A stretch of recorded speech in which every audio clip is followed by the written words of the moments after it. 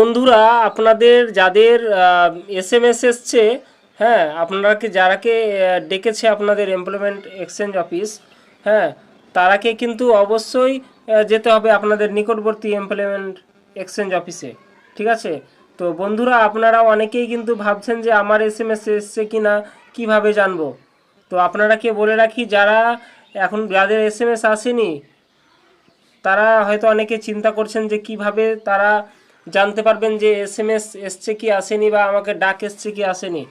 তো বন্ধুরা একটা কথা আমি বলে রাখি, সমীর স্টুডিও 24 এই চ্যানেলটি আপনারা সাবস্ক্রাইব করে রাখুন এবং আপনাদের যথাসময়ে যুবশ্রী এবং যুব ভাতা যেগুলো রয়েছে সেগুলো কিন্তু আমি এই চ্যানেলেই কিন্তু দিতে থাকবো। তো বন্ধুরা এখন পর্যন্ত যারা চ্যানেলটিকে সাবস্ক্রাইব করেননি তারা অবশ্যই কিন্তু চ্যানেলটিকে সাবস্ক্রাইব করে রাখুন। তো বন্ধুরা আপনারা যেগুলো এসএমএস অনেকের এসছে, হ্যাঁ তারা আর যাদের আসেনি তারা কি করবেন, তাদেরকে একটা কথা বলে রাখি যে আপনারা এখানে দেখতে পাচ্ছেন, এই যে দেখুন আপনাদের যে যুবশ্রী আইডি রয়েছে আইডিটা মারবেন, ঠিক আছে। আইডিটা মারার পর আপনারা এই যে দেখুন এখানে দেখুন কিউআর যেটা কোড রয়েছে আপনারা এখানে কিন্তু বসাবেন, হ্যাঁ বসার পর আপনারা এই সাবমিট অপশানে ক্লিক করবেন। যখন দেখবেন যে আপনার দেওয়া রয়েছে যে এত তারিখ থেকে এত তারিখের মধ্যে আপনাদের এক্সচেঞ্জে যোগাযোগ, তার মানে বুঝতে পারলেন যে আপনাদের যোগাযোগের ডাক চলে এসছে, আপনারা কিন্তু দেখা করতে হবে এক্সচেঞ্জ অফিসে। যাদের লাইভ কেস দেখাবে তাদের কিন্তু আর যেতে হবে না। তো বন্ধুরা যাদের এসএমএসটা এসছে, হ্যাঁ তাদেরকে আমি কয়েকটা কথা বলে রাখি, আপনারা ধ্যান দিয়ে শুনে রাখুন। তো বন্ধুরা আপনাদের যাদের এসছে এক্সচেঞ্জ অফিসে যাওয়ার জন্য তারা কিন্তু অবশ্যই কি কি নিয়ে যাবেন আগে শুনে রাখুন। আপনারা আধার কার্ডটা অবশ্যই হাতে নেবেন, ঠিক আছে। আধার কার্ড অবশ্যই নেবেন।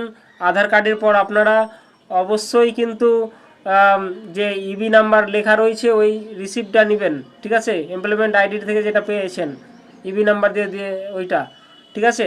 তারপরে আপনারা যেই ট্রেনিংটা করেছেন, যেই ঠিকানার মাধ্যমে ট্রেনিংটা করেছেন, যেই ঠিকানাটা দেখিয়েছেন ওই ডেটের যে রিসিপ্ট রয়েছে সেই রিসিপ্টটা অবশ্যই কিন্তু সঙ্গে করে নিয়ে যাবেন, ঠিক আছে। এবং আরেকটা কথা আমি আপনারাকে বলে রাখি যে